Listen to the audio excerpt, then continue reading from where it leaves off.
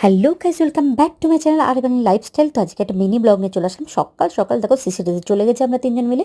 মেয়ে এক্সাম দিতে গেছিলো, তো আমরা তার মধ্যেই চলে গেছি সকালবেলায়। মাকে একটু ডাক্তার দেখাতে ছিল, তো একটু দেরি হয়ে গেছিলো বলে 9টা সাড়ে 9টা, তখন ভাবলাম একদম ব্রেকফাস্ট করেই সিসিটিভিতে যাই, এবং তার সঙ্গে একটু চাও খেলাম। আর ও একটু র চা চিনি ছাড়া খেলাম, আমরা চিনি ছাড়া দুধ চা খেলাম। তো খেয়ে দিয়ে তাহলে আমি একটু ব্রেকফাস্টটাও করিনি। দেখো এই বিস্কিটটার সঙ্গে খেয়েছি, আমরা একদম বিস্কুট ছাড়া। দেখো আর একটা জিনিস, ভীষণ গরম ছিল বলে মুখটা রুম করছে না, সানি হাসাচ্ছিল। তো দেখো এই দেখো, আমি কিন্তু বললাম যে এই চিনি নেবো না, আমি চিনি ছাড়াই আমি চাটা আমার ভালো লাগছে, সেটাই খাচ্ছিলাম। তারপরে আবার করছি, ও আবার আমার একটু ভিডিও করছিল, জানেও এগুলো তো করতে ভালোবাসে। তারপরে এই খাবারটা খেলাম একটু, ময়দা ছাড়া কিন্তু।